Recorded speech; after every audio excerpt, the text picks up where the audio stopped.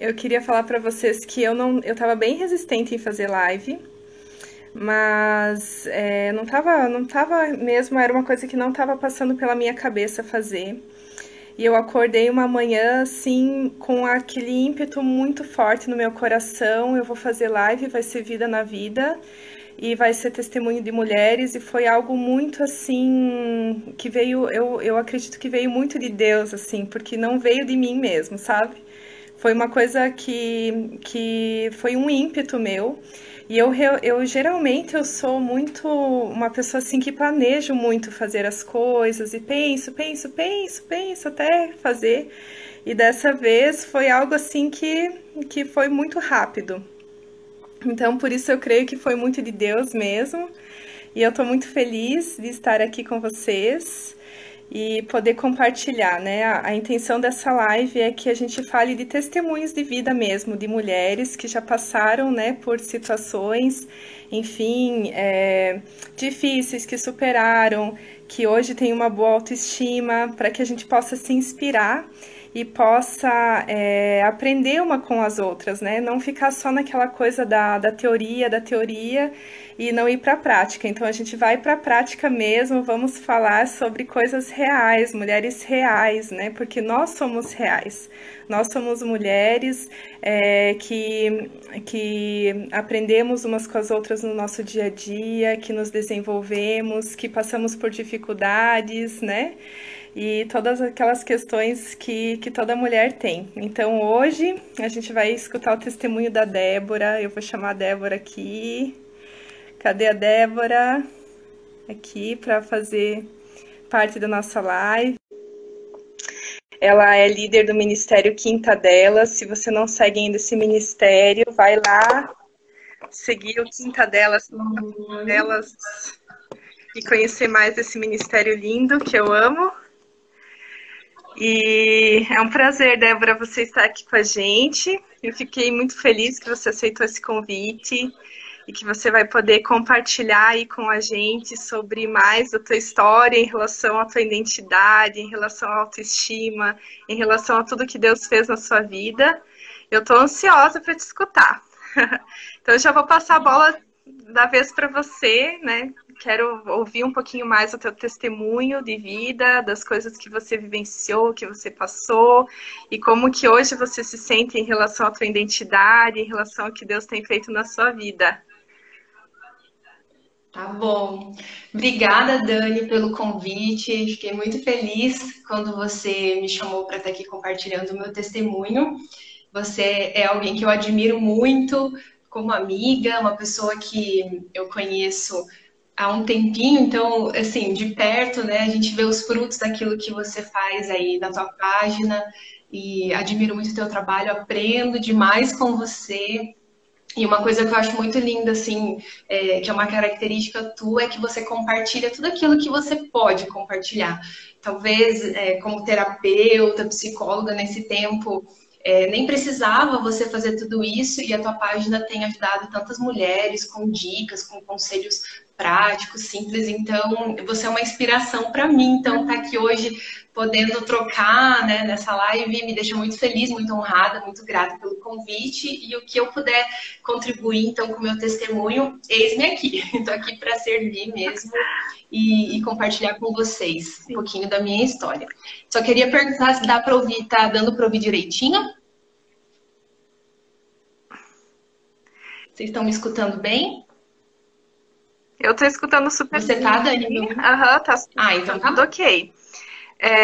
Eu acho Então que é tá. legal quem está participando se perceber que é uma chave, alguma frase que chamou atenção, algo que você recebeu no espírito, que você possa escrever essa frasezinha ali, né, e compartilhar com todo mundo, porque assim a gente vai fixando melhor também o que a gente vai conversando aqui. Talvez você pegou uma coisa e a outra pessoa não pegou e ela vai ali e coloca e você já, opa, é verdade, isso daqui é uma chave, é uma coisa importante. Então a gente pode fazer esse movimento entre a gente aqui também na live, né? E vocês podem ficar à vontade para perguntar também, a gente vai tentar responder, né? Aquilo que der para responder. Mas a gente conta com a interação de vocês também. Dé, com você. Então tá bom. Bom, quando eu vi o convite e até a imagem que você fez, né, sobre autoestima e identidade, eu achei muito legal, porque, assim, eu não tenho o conhecimento da teoria, o conhecimento técnico, mas na minha história, realmente a autoestima, ela sempre esteve vinculada à identidade. Então, eu vou só pontuar um pouquinho na minha infância, porque eu preciso falar disso para fazer sentido todo o contexto onde eu vou chegar. Então, me perdoem as minhas amigas que já ouviram esse testemunho, mas eu vou ser breve nessa parte. Nunca é demais, Débora, nunca é demais. Sempre tem alguns pontos, né? Foi até interessante que eu conversei com a minha mãe essa semana, para ela me ajudar. E ela lembrou de tanta coisa que eu não lembrava e foi muito legal. Quando ela foi falando, eu falei, é verdade, tem tudo a ver. Então, foi legal resgatar outros pontos da história. Então, eu tive uma infância muito saudável, assim, dentro do que uma criança precisa, eu considero extremamente saudável. Então, eu morava no interior do Paraná, então um lugar bem seguro, sem violência, a gente brincava muito na rua, então tinha muitos amigos, aquela coisa assim, saudável em todos os aspectos. Eu digo emocionalmente, porque esse convívio com amigos, essa coisa de brincar ao ar livre, de subir em árvore, de ter liberdade, isso foi muito saudável emocionalmente, fisicamente também. Então, a gente tinha muito isso de natureza, de comer fruta, de brincar bastante. Então, tive tudo, eu considero assim, né, que eu tive tudo que uma criança precisa para se desenvolver de uma forma saudável. Então, não me faltava nada. Eu tinha amigos, eu não sofria bullying até então, nunca tinha ouvido assim nada que me ferisse, que ferisse a minha autoestima ou que eu pudesse duvidar da minha identidade. Então, eu era muito segura, eu era uma criança muito líder. É até engraçado, porque o meu pai, naquela época, né, faz alguns anos, isso, pessoal, né, não foi ontem, já faz alguns anos, ele comprou uma filmadora daquelas enormes, assim, e era top, era novidade. E aí, tudo que a gente fazia, meu pai com a filmadora atrás, filmando a gente. Então, todos os aniversários, a gente tinha registro, aniversário de amigo, de vizinho. E aí, é legal ver isso. Ó, minha prima entrou, ó, minha prima vai testificar isso que eu tô falando. Ver essas imagens depois de grande, porque eu falava, gente, eu comandava a tropa. Era o aniversário do amiguinho e eu falava, não, você fica do lado dele, você separa, a brincadeira agora é essa. Então, assim, muito ali liderando a turminha. Então, eu era muito segura de mim, assim, eu tinha uma identidade muito firmada.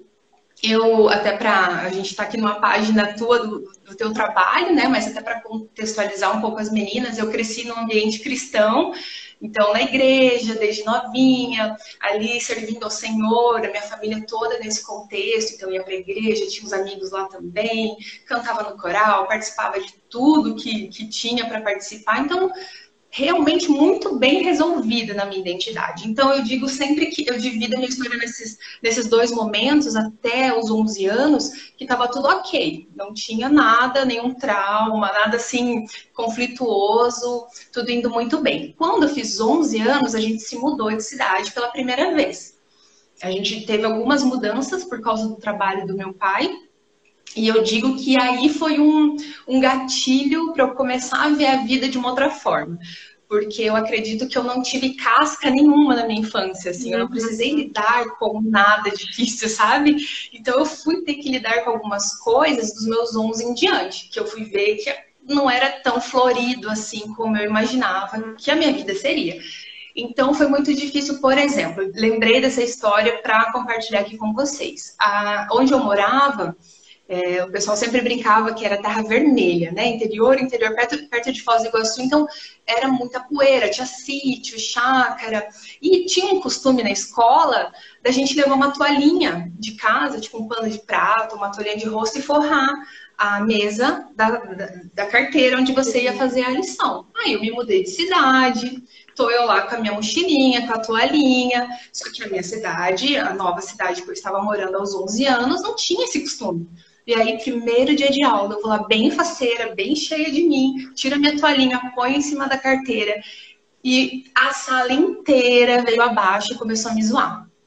Quem é que é essa menina que traz toalhinha pra escola? E aí já me deram apelido. E aí o jeito que eu falava era diferente, porque era um outro sotaque. Então, na hora da chamada, na hora que Débora, presente, na hora que eu ia falar presente, vinha todo mundo já rir. Porque assim, era uma idade também que as crianças não tinham muito filtro, né? E ali eu lembro assim de me deparar com uma situação nova para mim. Eu falei, como assim eu não sou amada? Como assim eles estão zoando de mim? O que tem a minha toalhinha? Qual é o problema do jeito que eu falo? Então, no começo eu ainda brigava. Eu era meio briguentinha, ainda ia meio pra cima, arrumava umas confusões. Só que aí passou um tempo, a gente se mudou de novo, passou um tempo, se mudou de novo. E o que aconteceu? Todos os lugares que a gente ia, de alguma forma, nesse início, eu era muito zoada por todo o jeito de me vestir, de falar, de se comportar. E eu fui entendendo, por isso que eu falo, né, que autoestima, identidade tem tudo a ver. Eu fui entendendo que para eu ser aceita, para eu ser querida, para eu não ser zoada, que já estava bom para mim, eu não poderia ser eu. Porque o fato de eu ser eu, autêntica, o jeito que eu funcionava, o jeito que eu falava, o jeito que eu me vestia, o jeito que eu me comportava, não agradava. Não estava bom, ofendia, era motivo de chacota, de risada, de bullying. Eu nem sabia que chamava bullying, né? A gente achava assim, maldade. Não tinha o termo, mas assim, depois, quando a gente volta na história e entende alguns comportamentos já na fase adulta, é que a gente se dá conta dessas situações.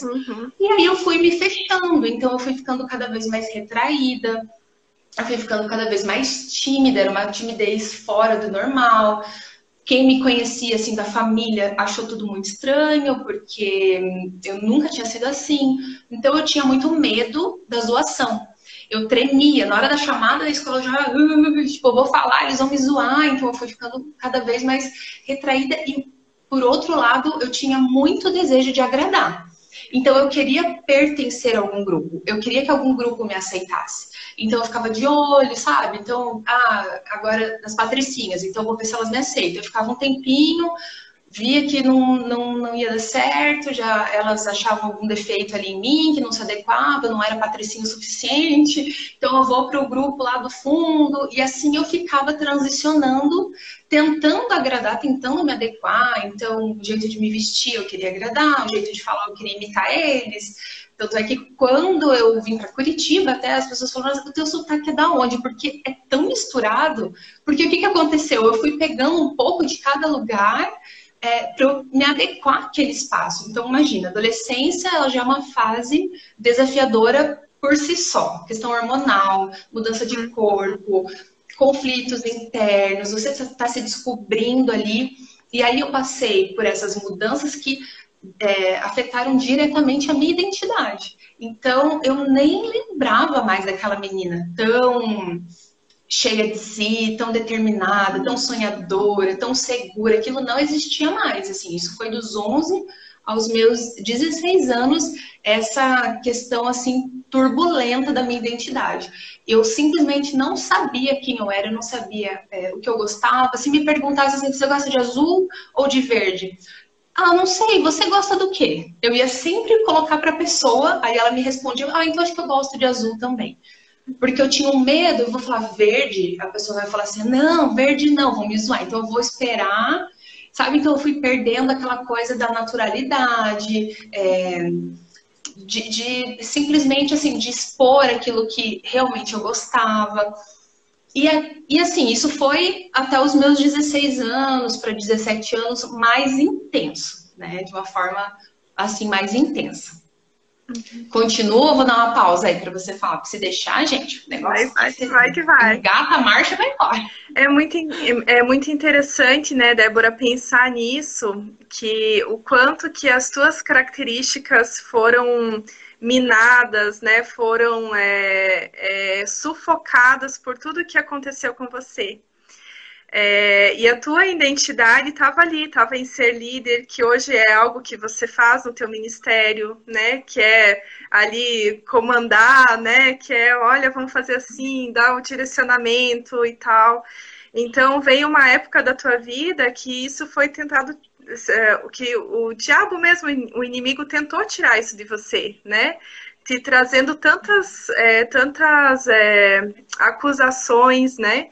E aí, o que acontece? Entrou o pensamento ali errado, que é eu preciso agradar, não posso ser eu mesma, né? Então, são pensamentos que foram gerados ali e que por situações traumáticas entraram e tanto que é uma coisa tão forte que dá até uma sensação de no corpo, né? Corporal, uma ansiedade, às vezes taquicardia, a Tremor. paralisação, o tremor, né? Então, são situações muito fortes. Tudo que a gente vivencia na nossa infância, na nossa adolescência, são situações que muitas vezes a gente pode carregar para o resto da nossa vida. Né? Se a gente não se colocar num tratamento, se a gente não se colocar realmente numa situação de um processo de cura, a gente pode carregar situações para a nossa vida inteira, né? Que foram colocadas ali na nossa adolescência, na nossa infância, né? E conta aí, Débora, então, como que foi o teu processo para superar tudo isso? O que você fez? Tá. Então, eu vejo assim muito o cuidado de Deus realmente nesse processo, porque aí quando eu tive que estudar, fazer terceirão, eu precisei vir para Curitiba. E foi mais pelo estudo, mas dentro de mim tinha um desejo de me estabelecer em um lugar. Então eu pensei assim, eu vou unir as duas coisas, porque eu preciso estar em um lugar, eu preciso permanecer, eu preciso pertencer e ficar pelo menos uns 10 anos no mesmo lugar. Eu tinha esse desejo, né, de ver, eu via as pessoas com seus grupos, amizade de infância, eu achava a coisa mais linda. Eu falei, gente, eu não tenho isso. Então, hoje é até interessante, porque eu tenho algumas pessoas hoje nas redes sociais que a gente foi resgatando isso, porque na época nem existia Instagram, Facebook, nada disso. Então, a gente foi se encontrando aí ao longo dos anos e hoje eu tenho contato com muita gente, assim, daquela época. Mas, então eu vim pra cá. E aí, onde eu vejo a mão de Deus? Porque quando eu cheguei aqui, uma característica de cidade grande é que ninguém tá muito aí para o que você veste, para o jeito que você fala. É tanta gente diferente no mesmo lugar que aí eu achei isso muito, assim, peculiar. Eu entrei no terceirão e aí sentei quietinha lá, de repente as meninas vieram puxar assunto comigo, ninguém falou da minha roupa, ninguém falou do jeito que eu falava, todo mundo era diferente, tinha gente de todos os estilos, de todos os lugares, tanto é que a pergunta foi, você veio de onde do Brasil? Você é do Paraná mesmo? Porque já era óbvio que eu teria vindo de fora de Curitiba, porque terceirão, cursinho, eu fiquei maravilhada com aquilo. Cidade pequena eu amo, amo, amo, tem todos esses benefícios, mas tem muito essa questão ainda de chamar atenção, sabe? Tipo, para roupa, para comportamentos, aparecer cabelo rosa, vira um escândalo, porque todo mundo se conhece. Então, eu vi assim, que a gente pode ter o cabelo da cor que quiser, ninguém fala nada. Pode vir para aula, salto alto, de tênis, de chinelo, que tá tudo bem. Eu achei aquilo incrível. E eu fui, assim, vendo que era possível eu ser eu mesma. Outra coisa que me ajudou demais, que foi essencial na minha vida, foi a igreja, porque daí eu frequentei, né, a Alameda, fui para Alameda, conheci a Alameda, a igreja que eu tô até hoje, e aconteceu a mesma coisa. Eu fui muito aceita, as meninas ali, né, a Sá, que deve estar na live também, já me acolheram, ninguém falou nada de roupa, do jeito que eu falava, e eu achei aquilo muito diferente. Então eu vi que eu comecei a relaxar. Então, assim, eu já não era, não era mais zoada, eu não sofria mais esse tipo de comentário, só que ao mesmo tempo eu estava perdida, eu já não sabia quem eu era, porque isso fazia muitos anos e parecia que a infância era um lugar muito distante mesmo. Ah, essa menina toda corajosa tá lá atrás. Então, não foi assim, rápido, cheguei aqui, fui aceita e resolveu. Foi todo um processo que eu digo que eu estou até hoje, porque essas mentiras, esses pensamentos, se a gente não cuidar e não vigiar, vem até hoje e eu acho que vão continuar vindo, né, Dani? Uhum, Depois você sim. fala aí dessa parte mais profissional da coisa, mas eu tenho essa percepção que é um lugar que a gente precisa estar em constante vigilância e combatendo com as verdades sobre nós. Então, a igreja me ajudou muito, essas amizades que eu vejo que Deus colocou na minha vida, tanto do cursinho quanto da igreja, me ajudaram demais para eu entrar nesse lugar de ser amada, de ser cuidada, de ser aceita, que eu já não lembrava mais como era isso. Então eu podia brincar, que estava tudo bem, eu podia ser eu mesma, que estava tudo bem. Então eu fui relembrando um pouco de como eu era, com algumas dificuldades e traumas, porque o trauma, né, é o medo de doer de novo, o medo de acontecer de novo. Então você vai aos poucos, vai pisando em ovos e sentindo o teu lugar de segurança. Por isso eu gosto muito de falar sobre amizade, assim, sempre que eu posso, para as mulheres, porque a gente vive nesse tempo onde a solidão tá aí. E ontem até eu li um post falando sobre isso. Ah, aprenda a ser sozinho, aprenda a viver em solidão, porque o dia que te deixarem, é só isso que resta. Aí eu fui lá e comentei, eu falei, não aprenda a ser sozinho, não. Você não foi feito para ser sozinho. Acho que até bloquearam o meu comentário, que eu fui lá ver e não tava mais. Eu fui ver se tinha alguém comentando e daí bloquearam. Porque sempre que eu posso, eu falo, não, a gente não foi feito para ser sozinho. Meu marido sempre fala isso, né? Hoje Sabor no encontro. hoje existe uma falsa sensação de que você pode fazer tudo sozinho. E você pode realmente, Uhum. se você quiser viver uma vida solitária, você pode viver. Mas isso não é nem um pouco saudável, né? Não é o que Deus quer para nós. E a gente aprende Uhum. muitas coisas umas com as outras, né? Então, todo esse potencial, Débora, que você tem hoje, provavelmente foi também porque elas te potencializaram, né? Porque elas Muito. viram em você algo poderoso, algo vindo de Deus, características, né, tuas próprias, e elas começaram a incentivar você. Então, a viver em comunidade, viver com outras mulheres que nos inspiram, mulheres que querem colocar a gente para cima, isso é muito importante, né?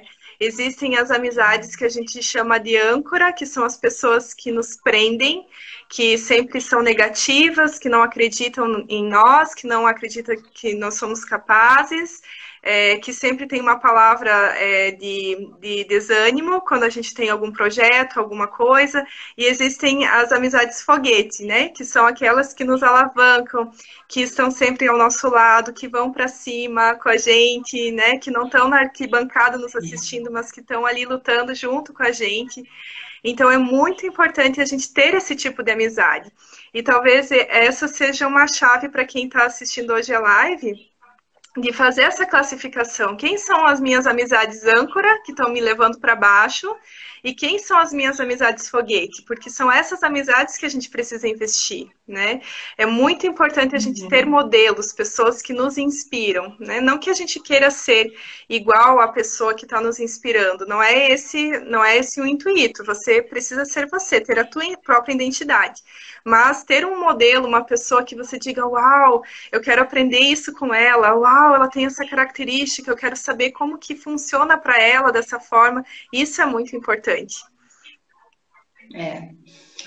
Dani, uma coisa que eu lembrei aqui que eu acho bem relevante falar também, só antes de eu ir para essa parte de como eu venci, é que aos 11 para 12 anos, na primeira cidade que eu me mudei, teve um jovem adulto, assim, que ele deu em cima de mim, porque eu era muito mais alta para minha idade. Então, eu aparentava ter mais idade, eu aparentava ter uns 15, 16 anos, eu já tinha corpo mais desenvolvido, tinha altura, e ele não sabia a minha idade. Eu nem julgo ele, sabe? Eu não tenho raiva dele, nada disso. Mas ele escreveu um monte de carta para mim, ficava me rodeando, vinha falar comigo, e aí eu falei isso com a minha mãe, eu mostrei as cartas para minha mãe ficou horrorizada, porque eu era uma criança, literalmente, eu era uma criança, eu não tinha nem noção do que era isso que eu estava escrevendo ali, sabe? Estava apaixonado, que me amava, e um monte de coisa. Minha mãe, meu Deus, esse menino não sabe que você tem 11 anos. E eu escutei alguns comentários, assim,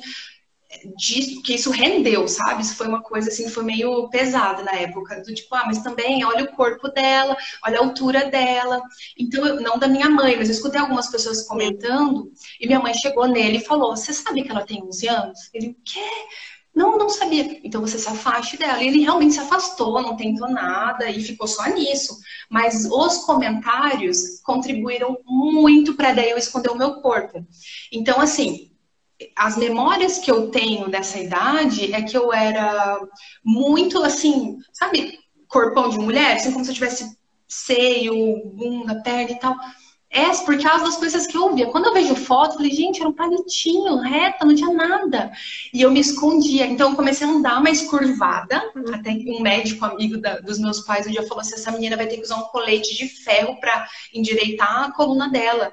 Porque ela anda muito curvada, porque eu queria me esconder. Então eu falei, bom, se ele me olhou e achou que eu tinha mais idade, eu não posso sair na rua andando reta com as roupas que eu visto normal de menina. Shorts, camiseta, blusinha. O que que eu fiz?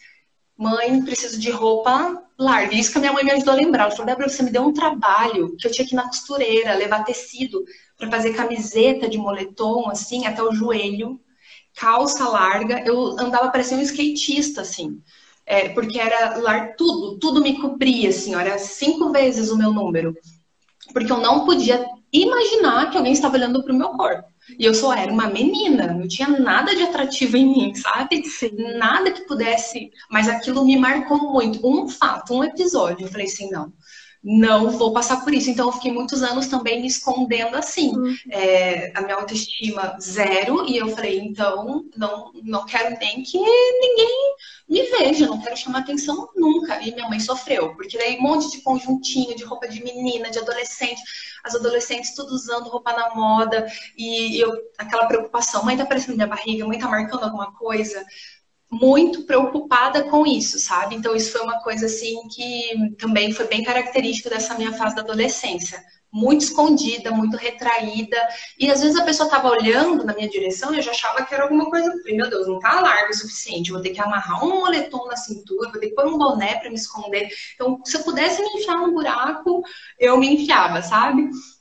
Até em uma outra situação, se você quiser, a gente fala também sobre isso, mas nessa fase eu também tive depressão. Só chorava, fiquei na cama muitos dias, muitas semanas. Meus pais ficaram bem preocupados, eles até lembraram disso, eu também não lembrava, me mandaram uma temporada de volta para a cidade que eu morava, para ficar com os meus amigos, para ver se eu me recuperava um pouco. Mas é aquilo, é um processo que você tem que enfrentar, não adianta fugir, porque a hora que você volta, você tem que lidar com aquilo. Então, isso também foi eu falo bastante dessa coisa até do se vestir, porque isso diz muito sobre a gente, né? A gente tem a Lília em comum aí, e ela sempre fala disso, quando você descobre o que você gosta, quem você é, até o teu guarda-roupa muda, porque você entende o que aquilo te representa e qual é a imagem que você quer passar, de quem realmente você é. Então, todo excesso, ele é preocupante, ele é uma falta. Então, o meu excesso de pudor, de me cobrir, era realmente uma falta de autoestima, de segurança em quem eu era. Então... Uma imagem distorcida, né, Débora? É muito fácil a gente distorcer a imagem que a gente tem da gente mesmo. Ou se achar muito gorda, ou se achar muito magra, ou se achar que tem um nariz grande, ou, né, enfim, a gente pode imaginar várias coisas sobre a gente. E eu lembro também que quando eu era adolescente, eu também tinha uma imagem bem distorcida minha. Então, eu sempre lembrava, assim, das coisas que as pessoas me falavam, das acusações, né, de me chamarem de burra, de outros adjetivos, e como que eu me via também numa imagem totalmente distorcida, assim. Eu fiz um desenho uma vez meu, até mostrei uma vez na Casa do Leiro, acho que vocês lembram, né, totalmente distorcido, assim. Eu me via com cabelo ruim, eu me via com barriga, me via com os joelhos tortos, com tudo torto, sabe? E hoje eu olho aquela imagem e penso, gente, não sou eu, como que eu me via dessa forma? Então, trabalhar essa autoimagem também, como que a gente se vê, como que a gente se olha no espelho, se realmente aquilo é real ou não, ou se a gente está exagerando, né? Será que a gente não está colocando muitas vezes o nosso olhar só sobre os nossos defeitos? É que nem o adolescente, né, que vai no espelho e olha aquela espinha. A única coisa que o adolescente tem é a espinha, aparece no rosto, né? Não tem um outro conjunto.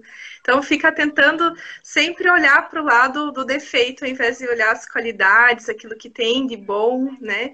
E potencializar, né, o que tem de melhor. Eu gosto muito de usar uma imagem assim, pensando, se eu fosse hoje no espelho e colocasse só corretivo para tirar todas as minhas imperfeições, eu ia sair na rua e parecer um fantasma. Então, o que a gente faz geralmente na maquiagem? É colocar um rímel, fazer uma sombra, que é o quê? Destacar o que você tem de melhor.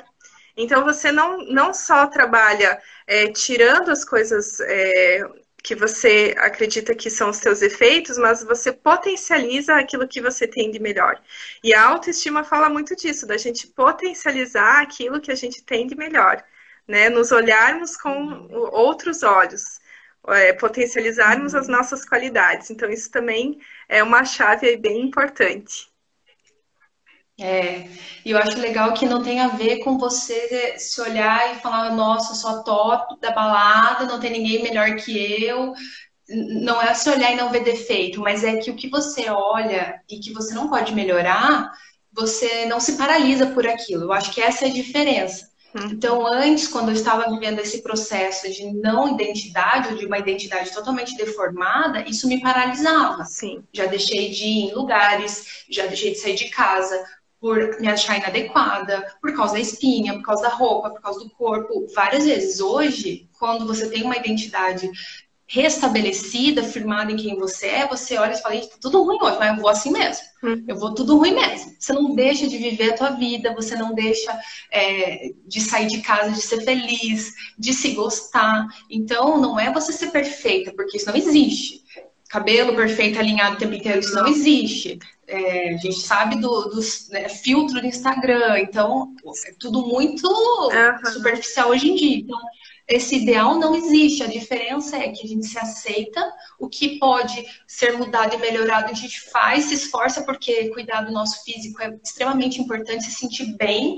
Eu acho que essa é a chave. Se você pesa X quilos e se sente bem assim, tá ok, vai, é isso. Agora, se você não se sente, sabe que pode melhorar, que aquilo te incomoda, então faça algo para melhorar, mas não se paralisa por isso. Eu acho que essa é uma coisa que eu sempre reflito assim em mim. Isso tá me paralisando? Por que eu tô... Então, eu tenho que melhorar, porque eu não vou me fechar e não viver minha vida por causa disso. Então, eu vou correr atrás para me sentir bem comigo. É trabalhar com a aceitação. Né? Então, assim, a aceitação no sentido, em qual sentido? Eu me olhar e eu me aceitar como eu sou e ver assim, eu consigo mudar a minha realidade? É algo que eu possa mudar, que está nas minhas mãos? Então, eu vou fazer algumas ações para mudar. E outra classificação, não, eu não tenho como mudar isso. Isso daqui é impossível, é uma característica minha. Então, o que eu vou fazer com isso? Eu vou aceitar. Aceitação radical mesmo, de dizer assim, olha, eu sou assim e é assim que eu vou me ver e isso não pode me paralisar, que nem você falou, né? A aceitação é muito importante nesse processo, porque quando a gente não se aceita da maneira como a gente acaba camuflando muitas coisas, né? E acaba até boicotando alguns processos. Quando a gente pensa lá numa pessoa que tem um problema com alcoolismo, o primeiro passo para ela começar a tratar aquele problema é ela se aceitar. Ela aceitar como alcoólatra. Antes disso, ela fica no e assim, não é culpa disso, não, ela se sente mal com aquilo, né? Ela percebe que tá mal, que não tá legal, mas ela mesmo assim continua naquela situação. No momento que ela se aceita, o próprio fato dela se aceitar já é o primeiro passo para que aconteça a mudança que é necessária. A gente fala na psicologia que a aceitação é o primeiro passo para mudar. Ela se aceitou, ela já está mudando. Então, isso é muito importante, se falando de autoestima, se falando do nosso corpo, ou se aceitar, né? A Sá que escreveu, né, exercitar, ver tudo de bonito que a gente tem é a chave. E saber que tudo que Deus fez é bom. Foi Ele mesmo que disse isso. Isso mesmo, né? Então, Deus nos desenhou. Eu falo para minha filha, eu tenho uma filha de 3 anos. Ela tem uma pintinha bem aqui assim, que eu acho linda.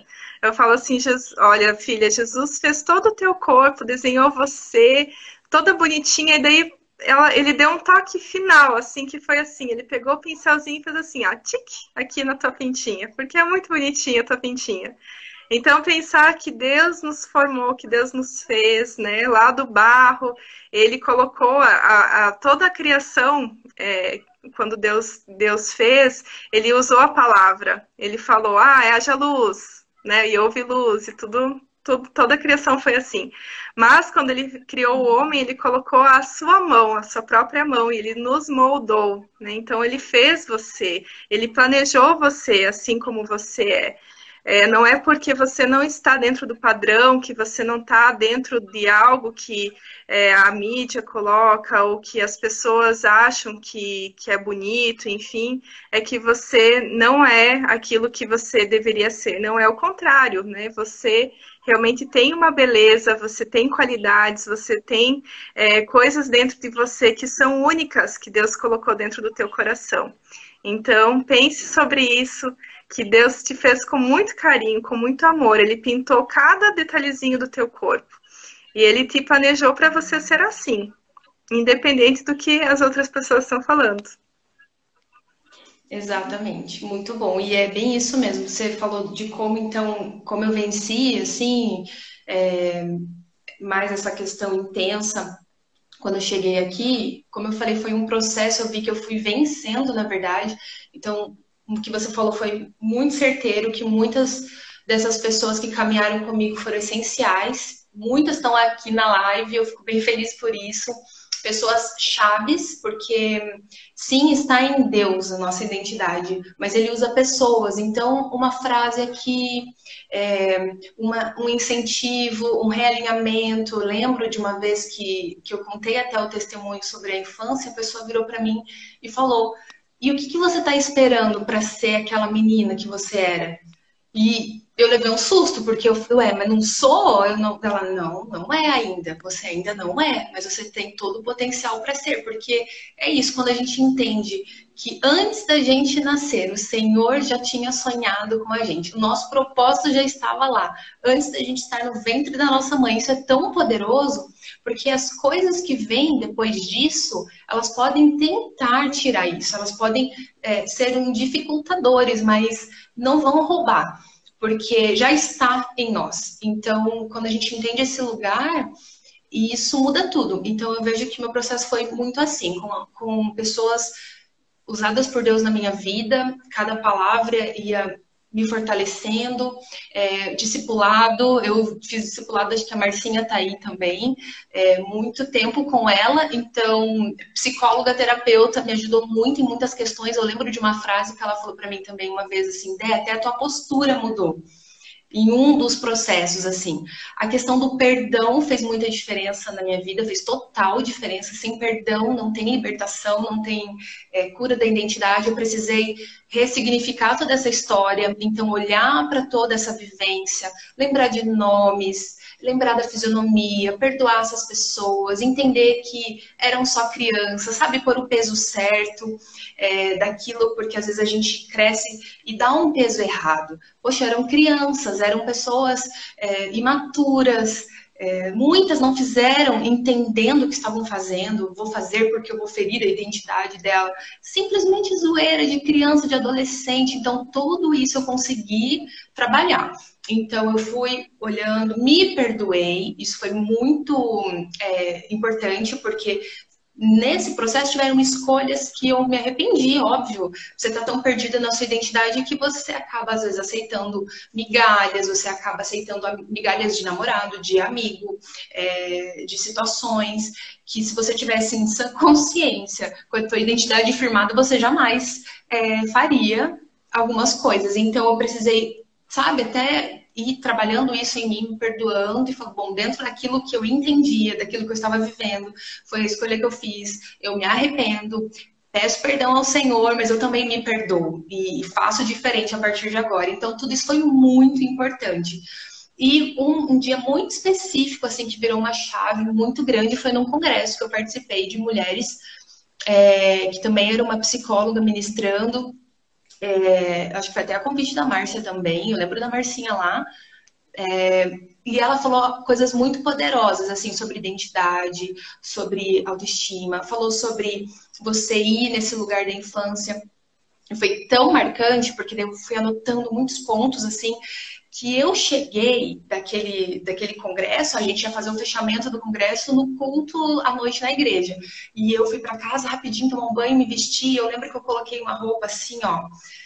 Sabe aquela coisa nada com nada? Eu pus uma bota, lembro até hoje, uma bota meio bordô, uma calça mais curta, que nem era pantacur, porque na época nem tinha, mas era mais curta, um casaco por cima, um cachecol, olhei no espelho e falei, gente, como eu tô linda. Meu Deus, a minha mãe olhou pra mim, tipo, você vai assim, filha? Eu falei, eu acho que não gosto muito. Falei, mãe, eu vou, tô me sentindo tão linda. Sabe quando você tá tão confiante que, tipo, qualquer coisa serve? Isso me marcou, porque como eu tinha essa questão com a roupa, de me esconder, eu fui tão curada naquele lugar, eu pude, sabe, ter tanta afirmação de quem eu era, que eu falei, não importa como eu vou. Não importa se vão achar ridículo isso, se não tá combinando nada com nada. É bem assim que eu vou. Eu acho que teve muito propósito de Deus na minha vida isso, porque eu me lembro, sabe, da sensação de chegar e todo mundo me olhou mesmo, porque eu acho que tava muito estranho, mas eu não me importei, eu tava feliz, eu me desafiei, eu acho, eu precisei passar por isso. Amanhã Então, vai ter um monte de mulher que bota andando por aí. Calça curta, bota, sobretudo, cachecol, põe tudo no guarda-roupa, a gente vai. E vai. Seja feliz. Vamos lá, menina. A Lília me mata, gente. Eu dando conselho de moda, a Lília vai me... Olha, Lília, desculpa, depois você chama a Lília conserta tudo que eu tô falando aqui. Ai, gente, então foi assim, foram momentos, foram situações, sabe? Que foram realmente rompendo, trabalhando na minha identidade, eu fui entendendo, lembro de falar muito para Deus, assim, Senhor, o Senhor me criou com um propósito, se o Senhor me criou aquela menina, isso tá dentro de mim, traz para fora, eu preciso que o Senhor me mostre onde é que tá, e Ele foi direcionando esse caminho, sabe? Ele foi me dando esses nuances de lembranças, aos pouquinhos a timidez foi indo, então a gente vai vencendo. Não é fácil, porque se a gente se acomodar, a gente cai nesse lugar. Então não é que hoje eu não sou tímida, eu tenho momentos assim que eu falo, é muito pra mim isso, não vou dar conta, imagina me expor, eu tenho essa tendência a me fechar. Tipo, não vou, sabe? Imagina, eu vou contar meu testemunho, vou abrir essa situação, mas são muitas mulheres. Isso é uma coisa que você ainda luta hoje, né? Isso que é importante da gente falar também, porque muitas vezes a gente olha para certas mulheres e pensa, nossa, ela tem uma autoestima, uau! Mas a gente não sabe o quanto que sofre muitas vezes, né? Para subir, por exemplo, no altar e trazer uma palavra no domingo, né? É um desafio, não é? Em várias situações. Então, assim, a gente tem, às vezes, um olhar muito enviesado para certas pessoas, mas não pensa que elas também têm que lutar diariamente. E a autoestima fala muito disso também, de algo que não é uma coisa pronta. A autoestima é um processo, e é um processo para sempre. E todas nós estamos no mesmo barco, todas nós estamos querendo nos amar mais, nos descobrir mais, nos aceitar mais como nós somos, nos conhecer mais. Então, nós todas estamos juntas nesse processo. Não é porque algumas avançaram um pouquinho mais que elas também não tenham que diariamente se reavaliar em relação a isso, aos pensamentos, a capacidade, enfim, a gente sempre tem que tá ali lutando, né, para manter isso. para manter É. esse lugar. Isso, e eu acho que também uma coisa que nos move é o propósito de vida. Então, se você tem para que viver, se você tem um propósito, você passa por cima muitas vezes da tua comodidade. Você morre para você, sabe? Então, um versículo que eu sempre relembro para mim mesmo é: não vivo mais eu, mas Cristo vive em mim. Então, eu preciso me lembrar disso. Porque senão existem algumas situações que eu falar, não vou, muito para mim, não tô, não, senhor, que é isso? Chama outra pessoa. Só que é para eu fazer, é para justamente eu me desafiar, eu crescer e tudo mais. Não que eu seja melhor do que ninguém, não é isso, mas é um lugar onde o Senhor quer me colocar. Então eu preciso lembrar, se eu estou vivendo isso, não vivo mais eu. Então eu preciso submeter as minhas vontades, as minhas decisões a isso. Então é desconfortável, É. não é fácil. E a gente às vezes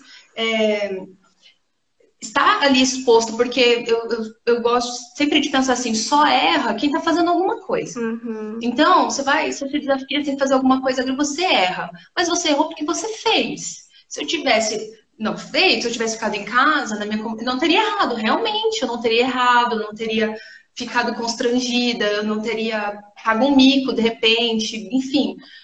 Mas eu não teria feito. E aí, quando eu for fazer, sempre vai ser a primeira vez. E sempre vai ser difícil a primeira vez. Então, romper com esse lugar de comodidade é um esforço, é um empenho. A gente morre pra gente mesmo, mas é muito necessário para a gente entender, há um propósito maior, e por isso eu faço o que eu faço. Então, não importa se eu tô com vergonha de fazer isso, não importa se me tira, ai, do meu conforto, não importa que seja desafiador, eu vou fazer. Existe um propósito maior, então é por isso que então é importante. Assim, puder dar um conselho, busquem descobrir o propósito de vida de vocês, porque isso vai impulsionando Olha, a essa é gente uma no dia a outra dia. chave. Sabe que essa semana Deus ministrou muito sobre isso no meu coração. No livro ali no início da Bíblia, né? De Êxodo, ali quando Deus chama Moisés. Aí o que acontece? Deus chama Moisés e Moisés se sente incapaz. Ele fala assim: eu não sei falar, né? Ah, e se acontecer deles não acreditarem? Ah, e se acontecer isso? Ah, e se acontecer aquilo? E eu fico pensando, será que Deus estava preocupado com o sentimento de incapacidade de Moisés? Com certeza não, porque ele estava vendo o propósito, né? Então, quando nós temos um propósito, a gente passa por cima dos nossos sentimentos, dos nossos pensamentos limitantes, né? Porque eles não fazem sentido quando nós olhamos para algo que é maior. Então, olhar assim, pensar, poxa, Moisés, né, era uma pessoa que estava se sentindo totalmente incapaz, ele tinha matado um egípcio, ele estava lá no deserto cuidando de ovelha, e de repente ele ia ser o líder de Israel, ia libertar o povo de Israel. Meu Deus do céu, né, um extremo para o outro. Então é óbvio que ele se sentiu incapaz, é óbvio que ele achou demais para ele, mas Deus não estava preocupado com isso. Deus estava olhando o propósito, né? Então toda a incapacidade cai por terra quando a gente olha o propósito que Deus tem para nós, né? Isso aí. Isso mesmo, muito bom. É. E lembrei também, você falou de Moisés, eu lembrei de Josué e Caleb também, que foram com medo, né? Acho que a Nicole escreveu, vai com frio na barriga mesmo. Isso. Então, quando eles vão lá na terra, sondar a terra, tem gigante, eles voltam, eles sabem que tem gigante, mas eles foram com medo. Não é que eles não sentiram medo, acho que essa é uma outra questão também. Uhum. Às vezes a gente olha essas mulheres tão empoderadas, né? Como você falou, mulheres inspiradoras, referências para nós. A gente olha e fala, não deve ter nenhum tipo de problema, de dificuldade de fazer o que está fazendo, mas talvez ela tenha todas as dificuldades que a gente tem e mais algumas, só que a diferença é que elas fizeram com as dificuldades mesmo, né? Eu tô com medo, eu tô insegura, eu tenho uma dificuldade, eu vou fazer, porque não é não sentir medo, né? A gente tem falado muito isso no Quinta Delas. Ser destemida não é não sentir medo, é o medo não te paralisar. Então, o medo, ele vem. Ele vem, e às vezes é proteção para nós. A gente precisa. O medo, ele nos mostra a nossa humanidade, que a gente é falho, que a gente é limitado, que a gente não tem superpoderes, que é Deus na nossa vida que nos move, é Ele que tem o poder, o dom é dele, tudo é dele. Então, o medo é uma bênção muitas vezes, ele só não pode nos paralisar. Então, a gente reconhece que ele está ali. Agora, o que eu faço com ele? Eu enxergo ele, eu coloco ele no lugar e eu faço o que eu tenho que fazer pelo propósito maior e por entender quem está em mim, quem está se movendo através de mim e reafirmando a minha identidade nele. Muitas vezes é isso mesmo, né, Débora? Assim, olhar para a gente mesmo, perceber os nossos sentimentos e aceitar esses sentimentos, porque nós somos humanas. Então, a gente vai sentir medo, vai ter dias que a gente não vai estar muito legal, enfim, mas é aceitar esses sentimentos, validar esses sentimentos em nós, né? Tudo bem eu me sentir assim, mas eu não vou fazer parceria com isso, eu não vou fazer parceria com medo, eu não vou fazer parceria com a minha tristeza, eu não vou fazer parceria porque eu tenho uma identidade alegre, eu tenho uma identidade de filha, eu tenho uma identidade de ser amada, eu tenho uma identidade corajosa. Então a gente faz esse tipo de declaração e se sentindo mesmo assim, porque Deus nos dá essa capacidade de nos sentirmos, de sentirmos a nossa identidade nele, de termos essa porque tem as fases.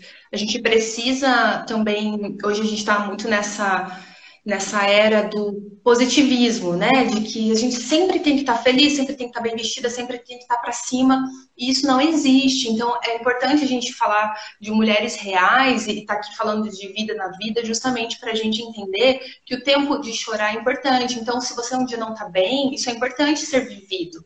É importante você olhar e falar, não estou bem, me chateei, estou chateada com isso, isso, isso. Vai passar, não vou ficar nesse lugar para sempre, essa situação não me define, mas eu estou chateada.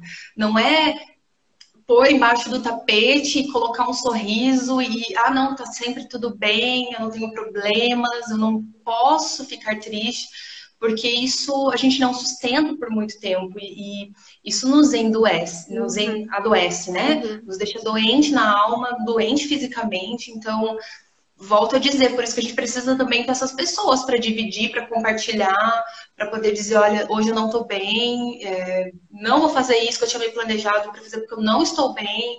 Se permitir ter momentos de vulnerabilidade, sabe? As decepções, elas são importantes na nossa vida. A gente tem que se frustrar para a gente sobreviver. Sem frustração, a gente não avança, a gente não fica mais resistente, a gente não fica forte. Então, vão ter momentos de frustração, de perda, de decepção, pessoas nos ferem, e faz parte do relacionamento entre as pessoas. Só a gente não pode se paralisar por isso. Isso é uma fase, um momento, às vezes dura um dia, 2, e aí a gente precisa retomar a sequência da vida e levantar a cabeça e seguir para que isso não vire aí de fato uma doença mais grave como uma depressão, que aí sim é paralisante, né? Então eu acho importante a gente falar de realidade num mundo onde a gente vê tanta coisa idealizada, mas que não é atingível. A gente não chega nesse lugar, é impossível. Sim. E perceber assim que quando a gente tem alguma dificuldade, a gente também tem recursos para lidar com ela. Então, nós temos família, nós temos amigos, nós temos igreja, nós temos Deus, né? Então, não estamos sozinhos nessa busca. A gente tem terapia, tem médicos, enfim, né? Temos recursos. Então, muitas vezes as pessoas se paralisam também. Mas eu não sei se alguma situação acontecer, eu não sei como que eu vou lidar. Você vai ter condições de lidar. Você tem recursos, tem auxílio, tem ajuda. Você pode, através de outras pessoas, através de profissionais, buscar auxílio para você vencer as situações, né? Não precisa ficar nesse medo paralisante de que não vou conseguir, não vou dar conta de alguma situação, né? Algo também que me veio, eu nem sei quanto tempo tá a live, que eu tô sem relógio aqui. Mas vamos lá. Tudo bem, sim. Uma coisa. Bom, ele aparece aí, quando estiver faltando um pouquinho, ele aparece o Daí pode ser reloginho aí. assim, tchau, beijo e acabou. Beijo, tchau. Eu queria falar que um pilar da autoestima é conhecer a nossa história. E a Débora hoje fez um apanhado lindo ali da história dela, né? Reviveu vários momentos, e é muito importante a gente reviver isso e pensar muito na nossa infância. Quais os sonhos que a gente teve quando era criança? Muitas vezes, quando a gente se perde em relação a escolher a nossa profissão, em relação a sonhos para o futuro, se alguém está se sentindo perdida hoje, né, que está assistindo a live, pensa lá quando você era criança. O que você sonhava quando você era criança? O que você brincava? Quais eram os sentimentos que você tinha lá na tua infância? A Débora, quando ela lembra, a lembrança dela de criança é uma liderança já. Então foi isso que Deus plantou lá no coraçãozinho dela, quando ela era criança. Muitos dos nossos sonhos vêm de lá. Eu lembro que quando eu era adolescente, uma tia minha falou assim: "Ah, você vai ser modelo porque você é muito alta". Eu era magra e alta. E eu falei: "Não, eu quero ser uma pessoa que ajuda outras pessoas". Olha só, o meu propósito já estava ali. Então, um dos pilares da autoestima é você conhecer a sua história. Quem foram as pessoas importantes para você? Como que você se sentia quando criança? Quais os sonhos que você tinha quando criança? E isso tudo vai te ajudar a você descobrir o teu propósito e a tua identidade como adulto. Então, é muito, muito importante relembrar e amar a tua história. Quando a gente ressignifica a nossa história, quando a gente relembra das coisas que aconteceram com a gente, mesmo as coisas ruins, e a gente entende que aquilo teve um propósito, que teve um amadurecimento através daquelas vivências, que você muitas vezes sofreu, mas que você está levando esse sofrimento para algo bom, né? Para reescrever a tua história e para ajudar outras pessoas. Aí você entende que a tua história valeu a pena ser vivida e que você pode amar a tua história. Então, isso faz parte da autoestima, a gente amar quem nós somos e amar a nossa história de vida também. É o que Deus fez Exatamente. através da nossa história.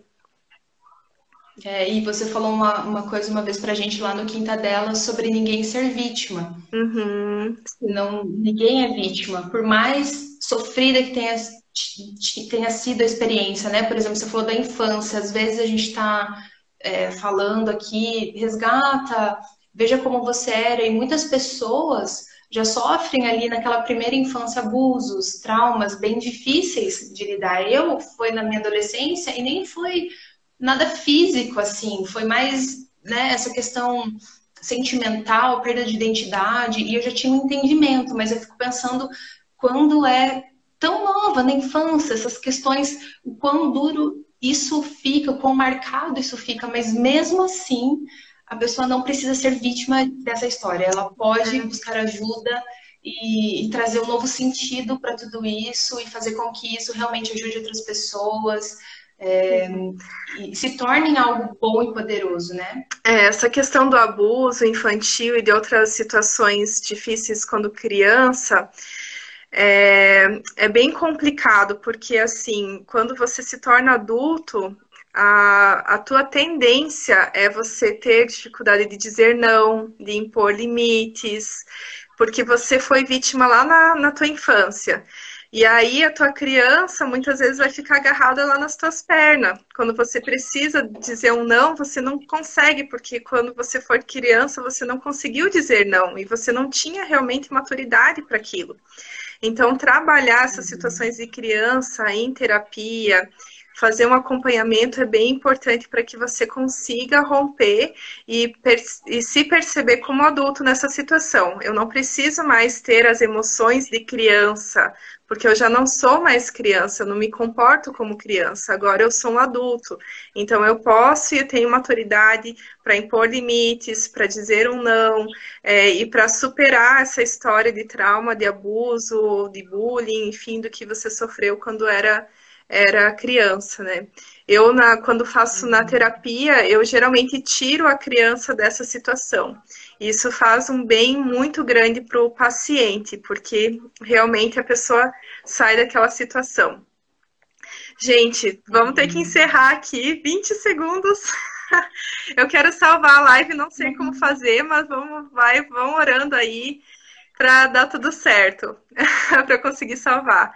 Meninas, obrigada por vocês nos acompanharem. Dé, muito obrigada por aceitar o convite. Tenho certeza que foi muito bom.